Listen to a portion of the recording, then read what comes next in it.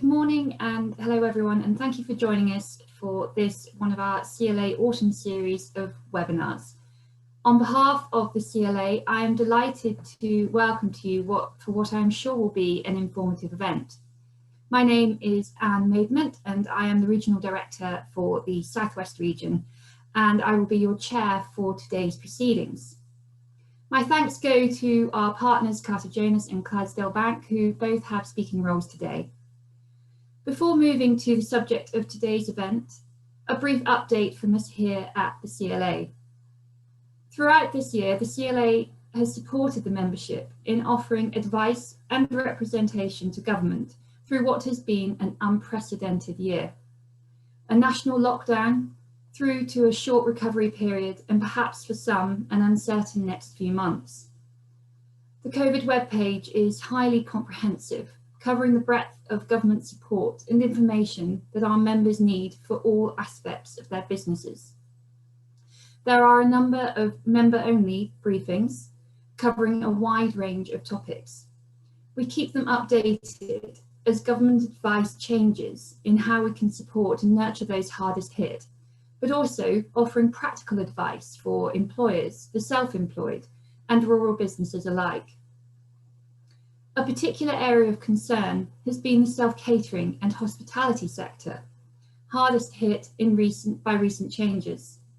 And you may have read in the press that the VAT rate for this sector has been cut from 20% to 5%, which has now been extended until the 31st of March next year. An important measure to help those who have been impacted, which the CLA lobbied with other bodies to achieve. We would also encourage members to contact their regional office should they need additional advice and support. And of course, all of our previous webinars have been recorded and are available to watch again. In terms of lobbying, the party conference season is in full swing, and the CLA have been engaged on a number of fringe events focusing on the importance of the CLA's Rural Powerhouse campaign, with 5 main themes which will highlight how the rural economy can become more dynamic and productive, and how landowners can play an even greater role in answering the key challenges facing the country. The Agricultural Bill has been under close scrutiny in the House of Lords with the 3rd reading last week, and we will be looking to see this back in the House of Commons very soon. The Environment Bill will be coming on afterwards, and also, of course, the Trade Bill.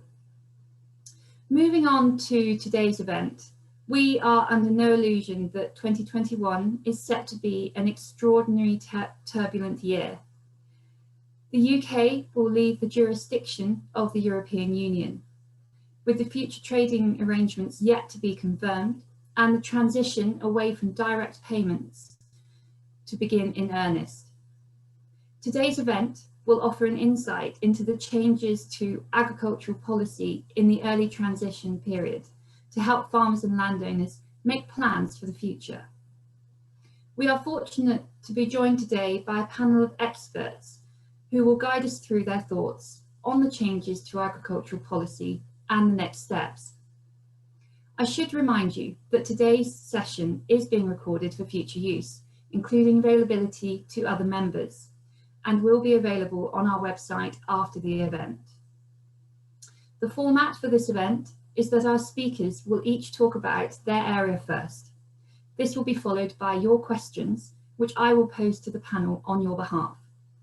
Please do feel free to answer questions at any time using the Q&A button on your screen. Please do restrict your questions to the session subject matter, otherwise approach the CLA for advice in the normal way. There will also be the occasional poll, which I do hope you will respond to as well. Our programme today is full and topical, and therefore I will now move on to handing over to our first speaker, Susan Twining.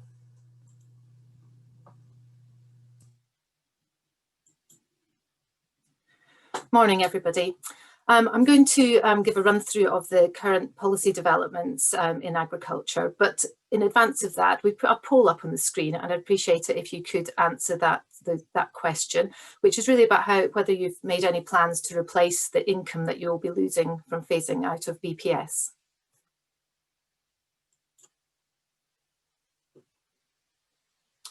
So while you're doing that, I'll just make a start. I'm going to cover three main areas. I'm going to give a bit of an introduction to policy developments in England and Wales.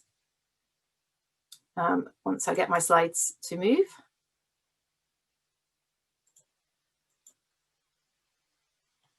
There we go.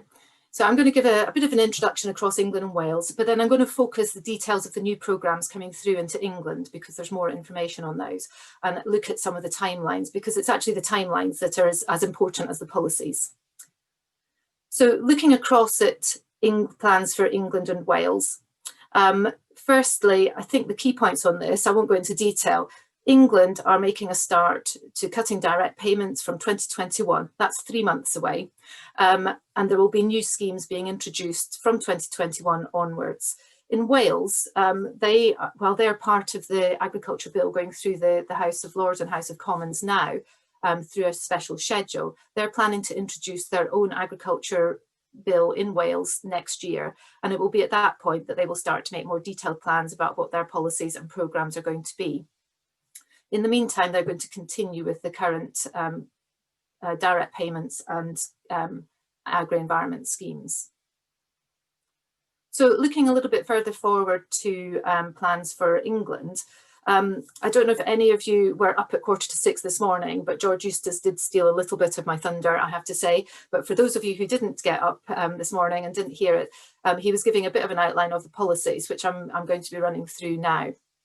So most of what I'm talking about is based on the Farming for the Future policy statement that was published in February. But there is a new statement that's going to be published in November, which we're expecting and campaigning to have a lot more detail in it, to actually fill in the gaps about what's going to happen and what it will mean for your business.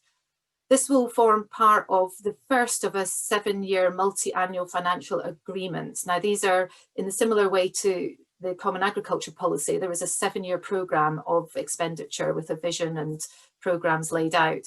And that, under the Agriculture Bill, that first multi-annual financial agreement needs to be, multi-annual financial assistance plan needs to be set out by the end of this year. So it's part of that programme.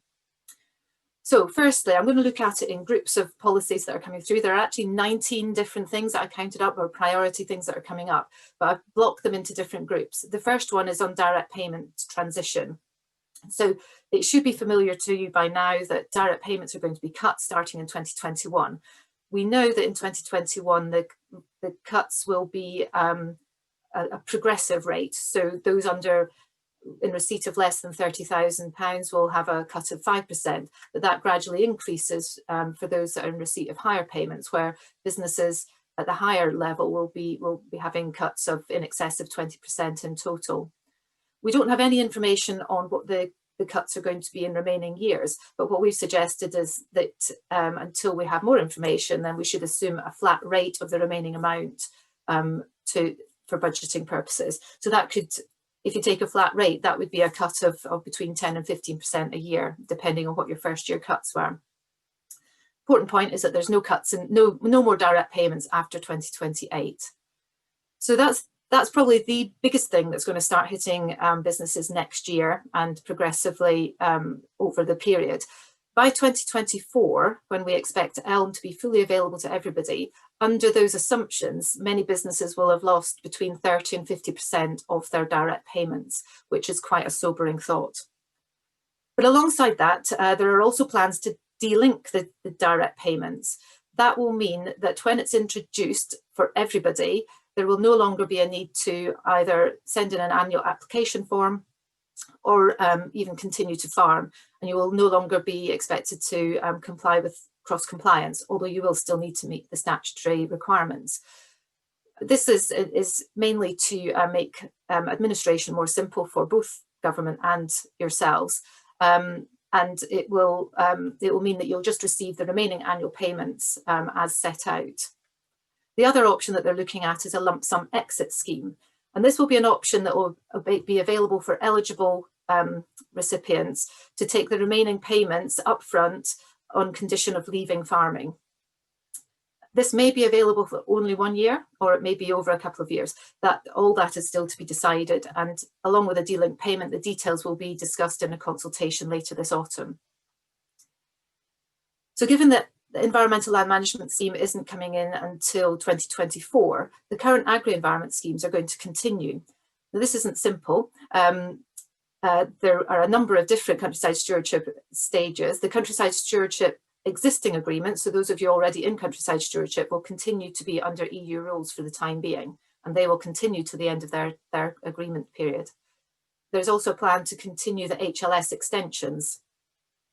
Anybody who is entering into countryside stewardship from 2021 will be under the new UK agreements and under slightly different rules.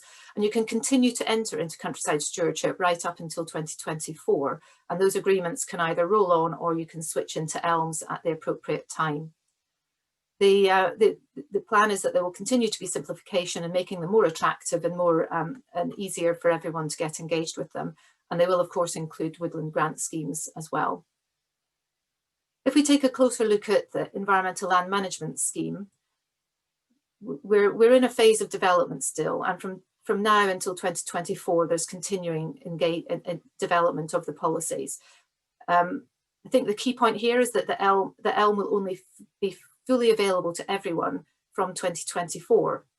And one of the problems that the CLA have had and have been lobbying government for is that gap between direct payments being cut for the next 3 years before we can fully access ELM.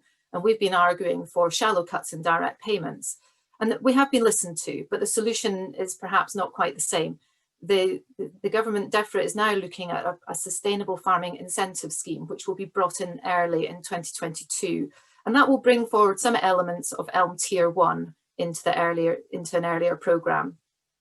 If we look in a bit more detail at that early period, so the development period between 2021 and 2024, there's a lot going on, and there has been a lot going on. There's been a number of ELM tests and trials, and many of you will have been involved in some of those. It's been a wide-reaching programme. The CLA has run 2 test and trial programmes, and we've been asked to extend one of ours. I put in a proposal to extend one of ours. The ELMS pilots will be starting in 2021, looking at Tier 1. The pilots are there to test and refine the design, the administration, the advice and payments, and make sure that it is ready to operate fully in 2024. And then alongside this, there's the possible new scheme, the Sustainable Farming Incentive. The plan is that that will be available to everybody, and it will act as an entry point into ELM in the future. So ELM from 2024, its design is a 3-tier design. Tier 1 is about sustainable farming and forestry practices. Tier 2 is more challenging, locally targeted environmental outcomes with more ambition, more environmental ambition. And then Tier 3 is a landscape scale land use change, which is primarily focusing on peatland restoration and forestry and woodland. I think what's quite reassuring, hopefully, is that a lot of the design of ELM that's coming through now reflects a lot of the principles that we set out in the land management contract back in May 2018, before government had even got an outline of what ELM was going to look like. So looking more at the farming side, there's a number of farm productivity and resilience programmes. You might have heard this morning that the very last round of the CAP RDPE funding for the countryside productivity grant has been announced. So that call is open until the 4th of November. That's the small productivity grant scheme for grants of from 3,000 up to 12,000. That's open today. But that is the last part of the rural development programme under CAP. From 2021, there'll be new productivity grant programmes for small grant scheme and large grant schemes, operating in a similar way to the one they have done already, but with a few changes. DEFRA is also investing in an innovation and research programme. And this is something that you should keep alert to, because I think this will be part of, it's a great way to engage in research that is right for you, that will actually drive productivity. At the moment, there are 3 themes, or three different pots. The first is an Accelerator Fund, which is really aimed at businesses and farmer-led trials on prototypes. So it's short-term projects, just sort of looking to see if something will work and to stimulate that change. The second one is themed collaboration, which is for larger projects up to 4 years and higher value across 7 priority areas. And then there's industry-led syndicates, which will provide funding, match funding for groups that get together and fund their own research. So there's some real opportunities to get involved in research there. And then finally, in productivity, there's a Farm Resilience Fund, which the pilot in 2021, which may continue, and they're looking at a new entrant support scheme to help county farms and landowners develop new opportunities for new entrants. The animal and plant health schemes are in some ways a continuation of many of the schemes that are already underway. The animal welfare grant scheme is new and will be available from 2021, and that's for providing enrichment for animal welfare. And then there's new pathways coming through as a pilot from 2022 onwards. And same with tree health, there's a pilot running for felling and restocking diseased trees that will eventually become a tree health scheme through ELM. And a broader, that's the agriculture policy core components, but on the rural economy, the government is introducing a UK Shared Prosperity Fund, which will replace some of the CAP rural development funding, such as LEADER and growth programmes, and that will be available from 2022. So just, I'm not going to go into detail on this slide, you'll be pleased to know, but this is just to say agricultural policy is just one aspect of what we're looking at. There's other drivers of change, the Environment Act that will be coming through next year, Climate Change Act from that set out the net zero emission targets, a whole load of strategies and publications that will influence policy coming forward in the next few months. Wales is no different. They've got their agriculture bill coming up next year, and they're underpinned by a Wellbeing of Future Generations Act that kind of sets you've got to think about the future in the current policy development. And then we've got COVID-19 and the impact on the economy and budgets. And clearly the agriculture budget is only certain until 2024 when we have the next general election. So we've got all to play for after that. And obviously, as Anne mentioned earlier, we've got the end of the Brexit transition later this year and no view of a trade agreement or not. So in summary, agriculture policy has devolved. So we're going to have different policies across England, Wales and Scotland and Northern Ireland. The direct payments is going to have the most immediate and biggest impact on farm businesses. Only 25% of farming enterprises are profitable without direct payments, so we cannot hide from this. And it's starting in England next year. So I think looking at actions, I think it's ensuring that the core business is sound without direct payments. So what impact will removing direct payments have? And I think be ready to look at opportunities. There's going to be new policies and market opportunities that will be available. So it's not all doom and gloom. But the key thing is to be ready for change, as very few businesses are going to be untouched by these changes. The CLA is here to help through a number of routes, magazine, telephone advice at national and regional, and we've got a number of guidance notes, as Anne mentioned, but we're also continuing our policy development and lobbying to help shape future policy. So we are here to help.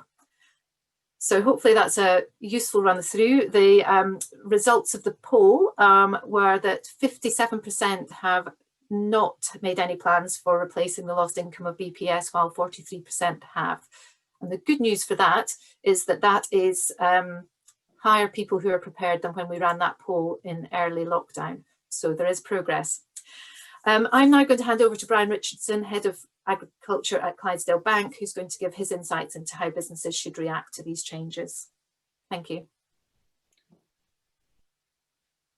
Thanks very much for that, Susan. A really thorough go through of what's happening at the moment, and also I think highlighting a lot of the questions that are still outstanding. What I'd like to do, I'm just struggling to run through my slides at the moment. Could you move them on for me then, please?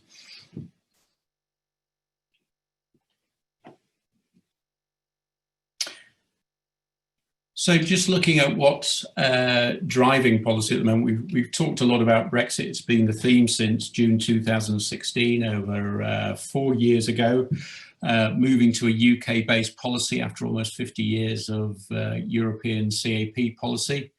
One that we hope keeps food production as a priority, but a lot of question marks over that. Shorter policy cycles. Susan talked about 7-year policy being developed, but also mentioned the next election in 2024. So in terms of the funding for those, we're moving into much shorter periods. And I think that will be a very major change for us in terms of how we look at policy as we go forward. The other thing here, we're talking about England and Wales and potentially devolved policy in Wales. I'm here just outside Carlisle, 7 miles away from the Scottish border, and the Scottish government certainly has an ambition to have quite a different policy. So again, one of the drivers going forward could well be a significant difference in the economics of farming north and south of the border and in the other devolved areas. The other big driver at the moment is climate change and the net zero agenda. Farming, I think, certainly when this debate started, seen very much as part of the problem. Putting it in context, we know it accounts for 10% of CO2 emissions, a lot less than wider industry and transport, for instance. And I think it's how we can focus that agenda to moving farming back into the part of the solution. And the lack of focus, as we know, around that debate with the net zero agenda around food security. So just moving on to the next slide. Michael Gove described these changes that are coming down the line very much as a revolution in how we produce food, and he also commented on the broader context of wider forces driving change in farming, food policy, and our relationship with the rest of the natural world. So the next slide just perhaps highlights the email that came out from government at the same time or just after he made those comments, which perhaps alluded to some of those other thought processes that were going on. Officials within government suggesting Britain doesn't need farmers, and even to the extent of suggesting it would be much simpler and probably cheaper to import all our own food. So that set the debate, I think, if we move on to the next slide. And then, of course, came COVID, which huge challenge for society and a lot of tragedy around that. But for agriculture, really, in February and early March, we saw this 20% of food service business closed down. So demand stopping overnight for that and moving very much into retail and supermarket. We saw empty shelves, and that was the first time for most people to see empty shelves and experience that. I think before COVID, it was certainly nothing anyone ever assumed would happen. We saw produce and milk having to be disposed of. Great concerns over how we were going to get that food collected up in terms of having people available and able to travel to the UK. But agriculture, I think, and the food industry generally demonstrated its resilience and the sector's ability to change to those new circumstances. And effectively, I think there was a hiatus for 4 to 8 weeks, and then the supply chain quickly rebalanced. I think what it's done, and perhaps surprised some in government, is show that adaptability and resilience of the industry and ability to change relatively quickly, and also highlighting the importance of food security. So in amongst all this, perhaps COVID has helped just reset the debate a little bit.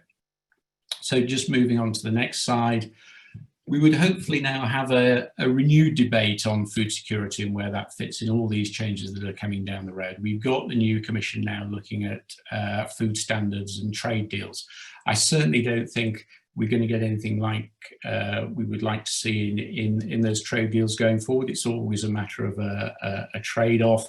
And I think if we had a poll on what people thought about food security, etc., we perhaps, and food standards, we perhaps come up with different results. So it's going to be a challenge, but at least it's on the agenda now.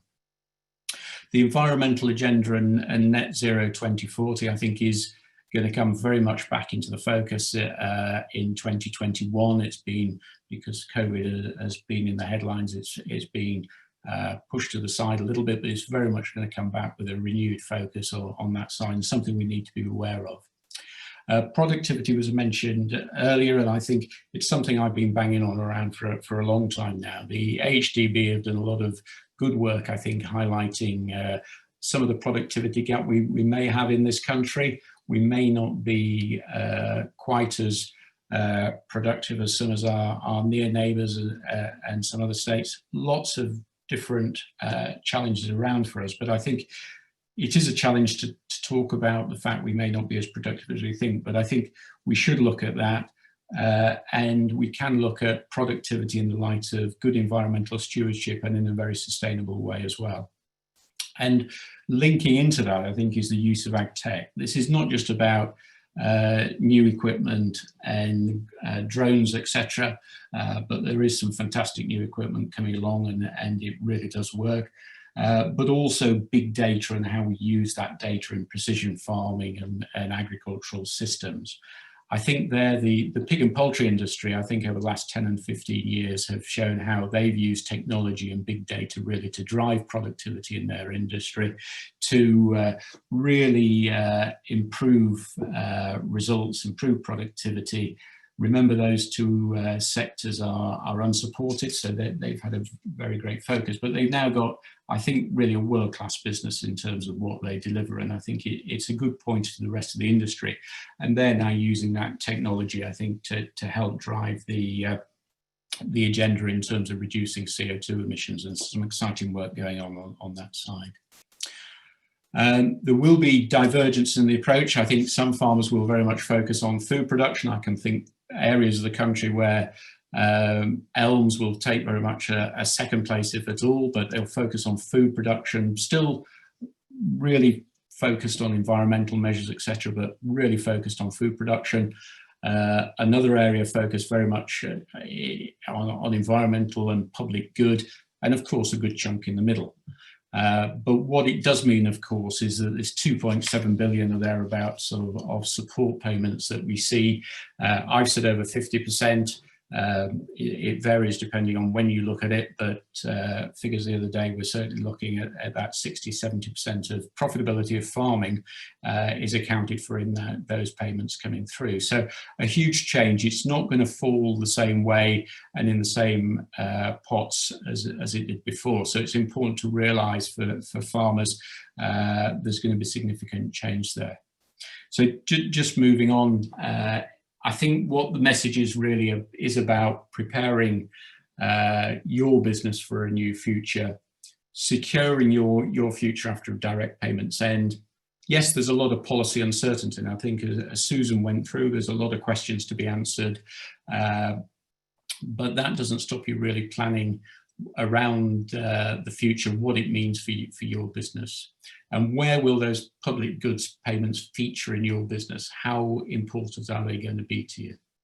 And do you know how you're performing now? I think as an industry, generally, we've stopped doing benchmarking and looking at trying to measure how well our businesses are doing. So it's important, I think, we get back into that thinking and look at how productive our farm units are and where that balance between public goods and productivity should happen. Do you know what's involved in reducing your carbon footprint? There's some fantastic and relatively straightforward tools now for measuring a farm business unit's CO2 emissions. Certainly have a look at those. Some of them are actually free. I think the good thing about them is not just coming up with a number of your CO2 emissions, it's providing some indications of where there are some really quick wins and some improvements on productivity. Will all farmers want to continue? I think we do have the potential for a generation change in the industry, and some of our more senior members perhaps seeing this as an opportune time to pass over to the younger generation. And I think we've mentioned the outgoer scheme as well, or Susan mentioned that there will be less farmers potentially in the future taking this forward, because there is a lot of change to come. And it's not just about farming units and landowners, it's about the whole rural network of businesses that support agriculture. There is going to be huge change, and feed companies and chemical suppliers. There's going to be less money about in the industry. We're going to have to do things smarter and use less inputs, and that's going to change the whole industry. And I think it's time to look very closely at that. And just finally, Clydesdale and Yorkshire Bank, lending to farmers accounts for about 20% of our business lending, so it's an incredibly important part of our business. It's about £1.5 billion we lend into the sector. There is going to be a lot of change. We're going to be working closely with our farm teams across the country, with our farmer customers, to support them in making these changes, in understanding where the changes, in understanding the environmental requirements coming. But I do see a very positive future for farming, but it's going to be very different, and there's going to be a lot of change coming. So thank you very much for that. I'd like to hand over now to Andrew Fallows of Carter Jonas. So over to you, Andrew. Thank you very much, Brian. I have been asked to talk a little bit about how businesses are preparing on the ground, and I'll try to cover that in the slides going forwards. There is a saying that if you do what you've always done, you'll get what you've always got. I think that no longer applies. If you do what you've always done, you will not get what you've always got. We've heard that already. Support is disappearing or is changing, and so probably the mantra should be change is the new normal. I would like to move to the next slide. I think we're also having some similar problems. Thank you. So yeah, so in terms of understanding where a business is, I think it's critical that businesses look to plan, and by doing that you start with understanding your assets and what's available. We've got a number of landowners joining the call today, so it's important that one looks at the whole asset that's available, both land, property, buildings, soil type, soil quality, water sources, and build that into the mix of the review. Location is key, and that will derive as to what people can do. To some people, an asset is also a liability. So being an urban fringe property may have problems with hair coursing and fly tipping, but also it could be the source to accessing income from the chimney pots. People I'd put as an asset with your business. I think the key asset to any business is its individuals, and that can be the principles of the business, or it could be the successors to come through. Our young people are our future, and understanding what their training is or training requirements, it's very, very important that we continually develop our workforces. Interests, I think a business that has strong interest will also drive and be successful. And technology, we've mentioned this before, we will continue to see changes in technology. It's very important that one understands what ability one has with current technology. Natural capital we've talked upon, that we touched on the Environment Bill coming forward, and the whole piece on natural capital and biodiversity net gain.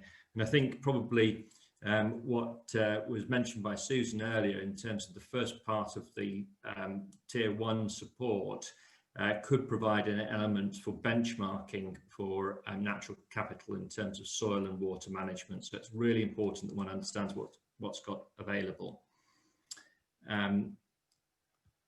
Next slide, please. So in terms of reviewing your business, having understood what you've got, consider the direction and ambition that a business has. I think that it's really key that a business looks at over a 5 or a 10-year period, especially given the schemes that one's going to be entering into. And as part of that, one needs to have some measurement, both environmental and financial. I think many schemes will require a commitment, and one needs to know what return they're prepared to take from them. And also from an environmental point of view, where the baseline is being improved, and what are the key hurdles along the way to any scheme that one has signed up to.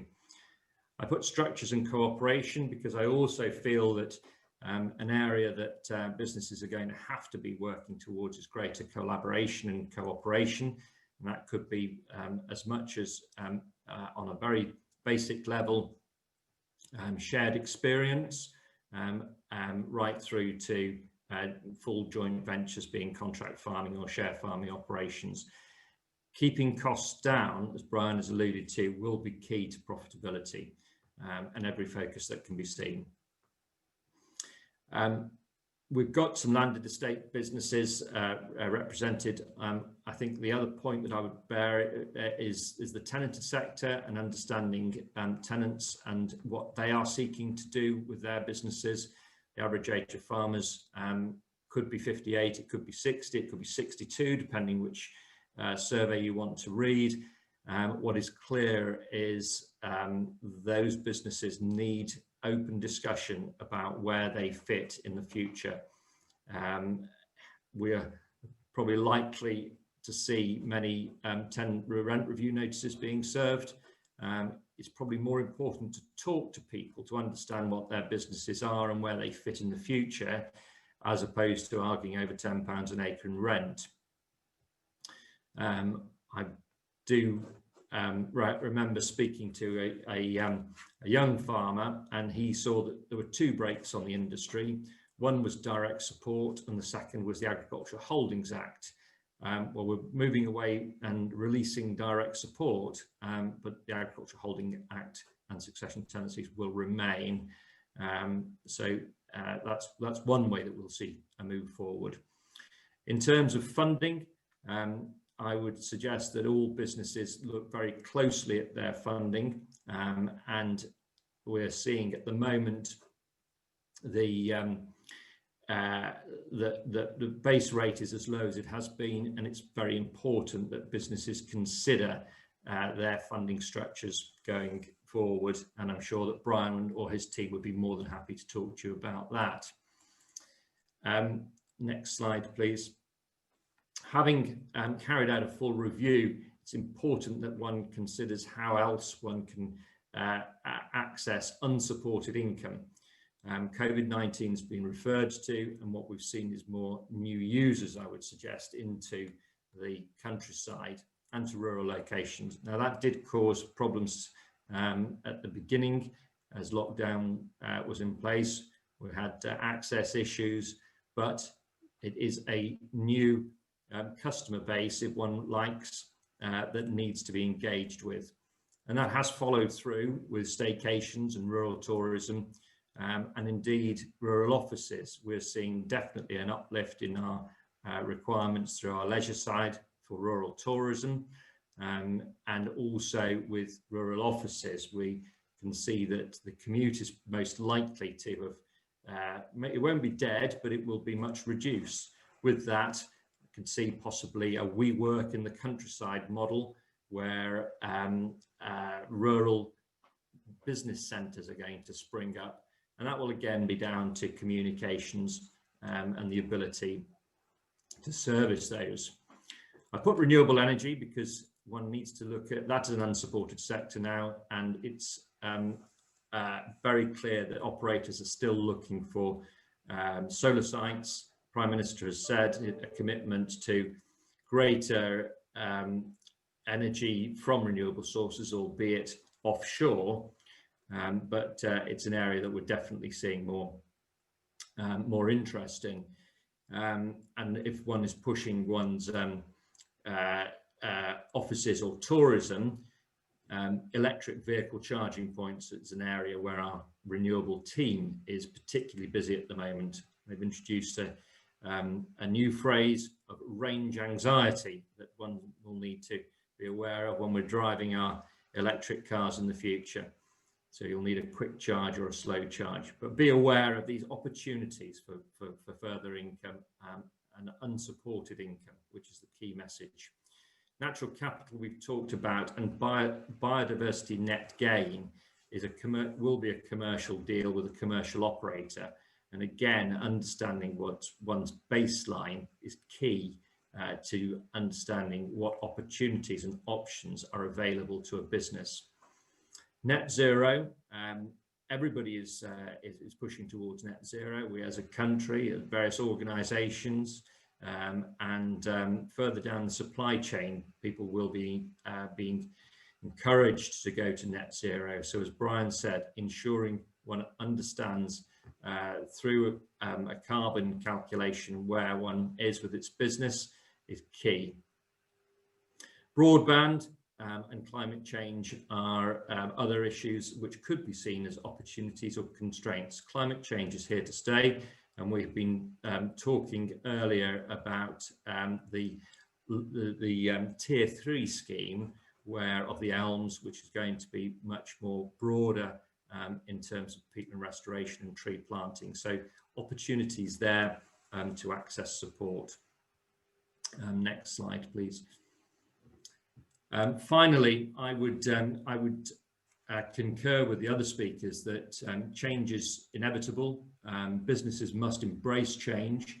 I would say that collaboration will be a great opportunity, and that's through joint ventures or other opportunities. If I was an investment manager, I'd be considering and discussing balanced portfolios.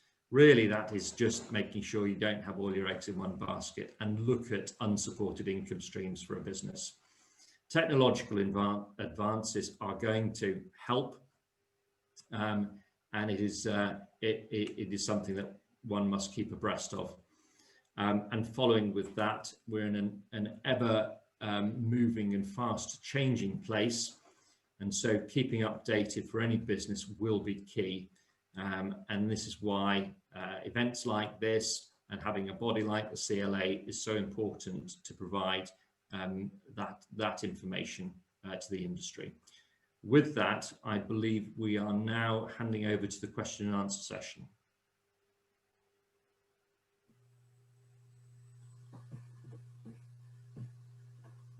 Great, thank you all very much. Very interesting discussions, and we've had a number of questions come in. So just to get the ball rolling, I'd just like to ask you a question regarding the ELM scheme, and I'm going to put this to Susan first. The ELM scheme is publicly funded, and there is an emerging private sector market for environmental delivery, e.g. carbon markets and net gain. What can you say about these? Oh, thanks, Anne. I mean, I think the private sector funding could be equally important, if not more important, to many businesses in the future for environmental delivery of all different sorts. I mentioned earlier about the guidance notes that we do. We published our first natural capital guidance note. Natural capital is a term that some people get a little bit anxious about because, you know, what does it mean? What is it about? We explain all that in the first guidance note. We're about to publish our second one, which is more about the environmental markets, what they are, how you can access them, who you need to talk to. And there are a number of really good operators coming onto the market with ideas, particularly around carbon and trees, because that's underpinned. And this is important, I think, from the regulatory point, that carbon markets are underpinned by the Woodland Carbon Code that set out a clear way of how to account for that carbon. So both parties, the buyer and the seller, knows what they're selling and how they're going to be measured. It's the same with biodiversity net gain. That's being mandated in the Environment Bill. And that will set up a private sector market from housing developers who need to replace any biodiversity lost in their developments elsewhere. So either within the site itself, but quite often that's going to be somewhere else. So there's an opportunity for land managers and landowners to be part of that marketplace. There's already a voluntary market there, so that one's already been tried and tested. And again, it's got a biodiversity matrix and how you calculate and what you need to do to change that, and already examples of some of the contracts. There's a lot of new players coming onto the market as well, and I think, you know, you need to ask yourself questions in the same way as back when all the renewable energy started coming onto the market. You know, what are we offering? What are you selling? And there's a part of our next guidance notes goes through a checklist of things that you need to look at in those markets. So there's some exciting opportunities, but I think caution and some foresight needs to be applied to looking at those new opportunities. Thank you for that. I'm now going to turn to a question regarding elms that has come in from Simon Dixon Smith. Is it clearly acknowledged within government that the payment rates for elms need to be at incentive levels, not just income foregone, i.e. will the MAFA funding, that's the multi-annual financial assistance funding, represent additional income to the industry rather than just an alternative income? Susan, if I could start with you again.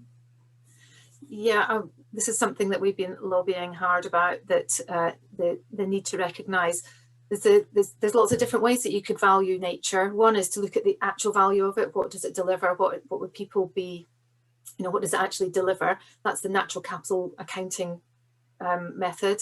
And it's really difficult to do, and you get some really high values. You also get some really low values, because some things we think are valuable aren't as valuable as we might think. The bottom end of it is the cost incurred and income forgone, which is where current agri-environment schemes are pinned. And that basically, covers your cost with a little margin for your lost income from whatever you used to do on the land. And we've been making the case strongly that and it has been recognised that the payment rates need to be higher if you actually want people to engage in this. It needs to have a profit element, a proper profit element, and be recognised. So that is being looked at. We will start to see what the payment rates are going to be when the pilots start, because they will need to be issuing what those payments are at that point. But I don't think we should be under any illusion that this is going to be the golden goose.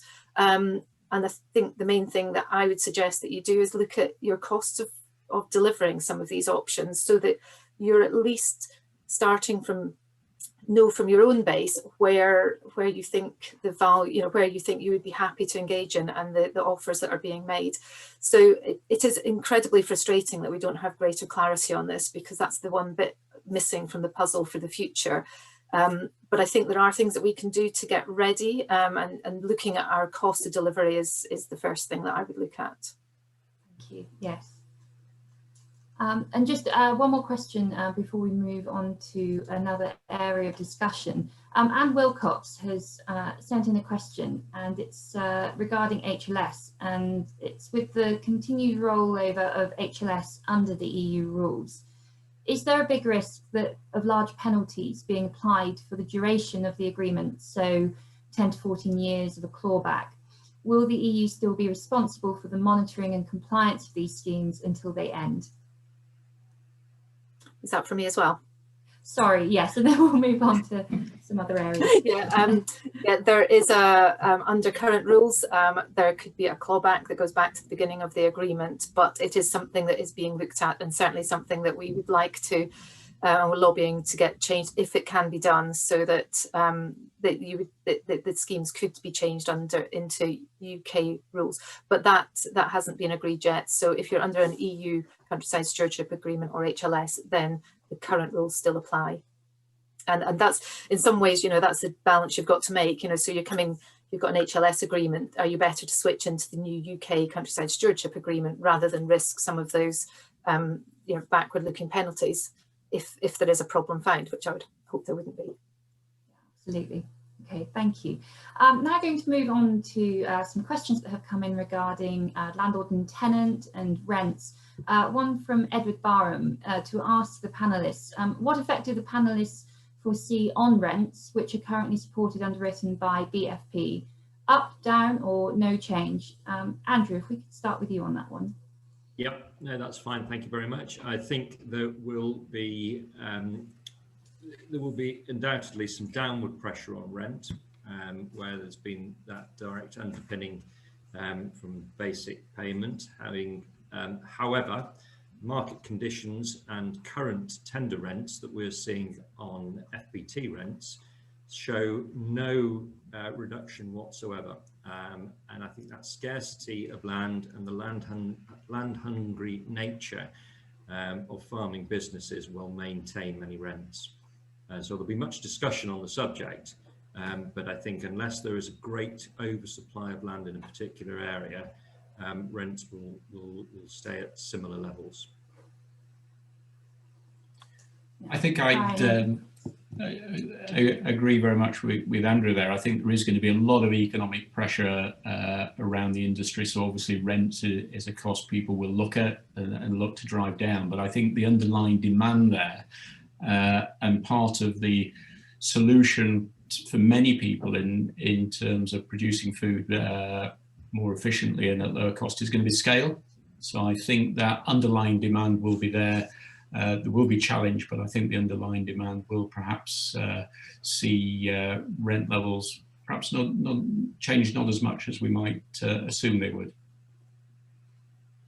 Okay, thank you. And if we're saying rental levels might stay the same, but Tom Pemberton's actually asked, is there likely to be an uplift in demand for rural offices perhaps as a consequence of COVID-19?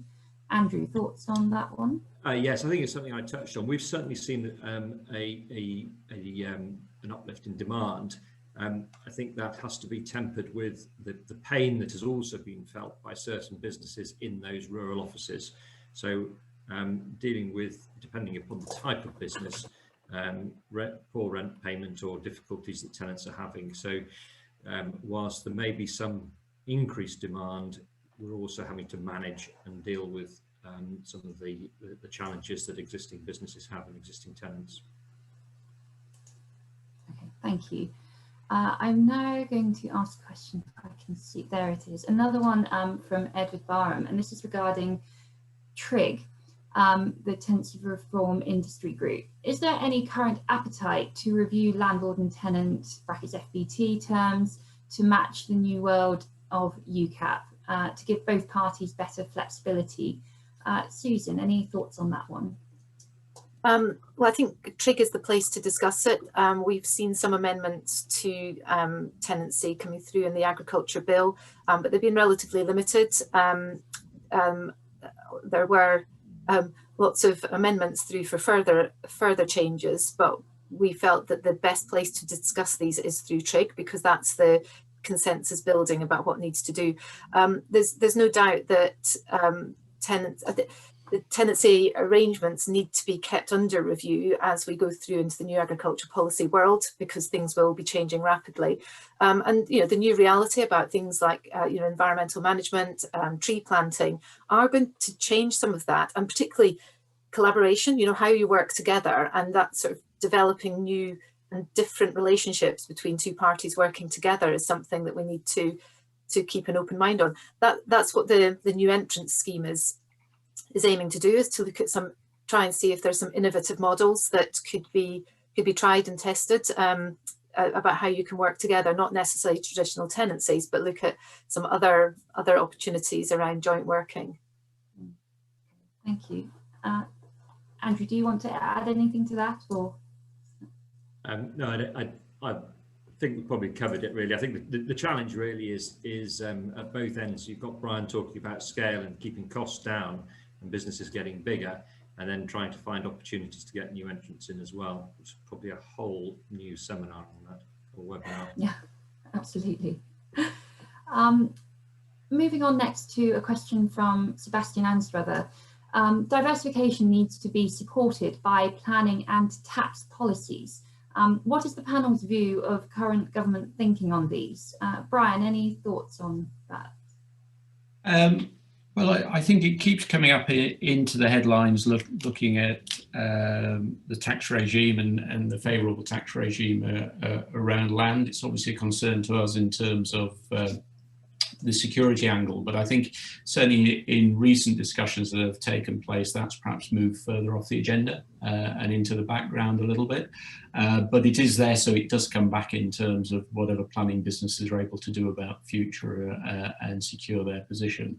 But certainly I think it was higher on my radar 18 months ago, 2 years ago, than I think it is now. But as I said at the beginning, we're going to move into a period of effectively parliamentary session or parliamentary periods, and at the end of those we could be faced with a different government with an entirely different agenda going forward. Yeah. And actually, you're just staying on the planning subject. Andrew, we've had a question in from William Williams-Wynn. Given the planning restrictions in national parks, how do you suggest we diversify our businesses? I think national parks are particularly difficult, as we know, in terms of getting planning. I think sometimes head up rather than head down is something to look at and consider, leveraging your asset and looking at a diversification that could be away from the home farm or home estate, with the value of your asset, cheap money. And we've seen that happening where industrial investment has been looked at, or office blocks, maybe pre-COVID rather than post-COVID. But certainly it's having that thought that actually everything doesn't have to be done on the home estate, and investments can be made away. Thank you. Brian, we've had a question from Richard Milligan-Manby. And the question is, as incomes fall, will the cost of finance increase in terms of rates and security as agriculture loses its current favourite status as a sector to lend to? Yeah, I think I'd perhaps question whether agriculture does lose its favoured status, really. I think agriculture within the banking industry very much seen as a long-term industry. And in more recent years, there's been an increased focus, I think, around not just security in terms of the land behind it, but also the performance of the business and its ability to drive forward. So I think agriculture, and certainly in the discussions I have with colleagues from other banks, I think we all see that long-term future for agriculture. There is a requirement, I think, for businesses to be more proactive in terms of, and perhaps professional at times, in terms of the information they have available and that longer term planning, which farming is very much about. In terms of the cost of finance going forward, each individual business is different. And I think that's the importance of each individual looking at its own business case, putting its own stories forward, having the information around that. And every business gets looked at separate. But we've got to remember we're in a background where the whole economy is in a very challenging period at the moment. We're writing checks at the moment with not really knowing how we're going to pay for them in the future. So in terms of the longer term economy, I wouldn't pick out agriculture particularly. I think there is going to be more challenges there as we go forward. Okay, thank you. And we've had a question in from Julie Robinson, which I'm going to put to Andrew first. I can imagine that traditional landlord-tenant arrangements may need to change quite radically if the sector is going to make the most of natural capital opportunities, particularly on a landscape scale. Are you already seeing this on estates, e.g. in relation to woodland creation? No, not as yet, but I would be in complete agreement that landscape scale schemes are going to require a wider agreement amongst tenants and landlord and tenants in terms of delivering them, and that is actually where the let estates can deliver at scale. And I think that's a great opportunity. The challenge will be the division of the spoils, and again that will be on a case-by-case basis.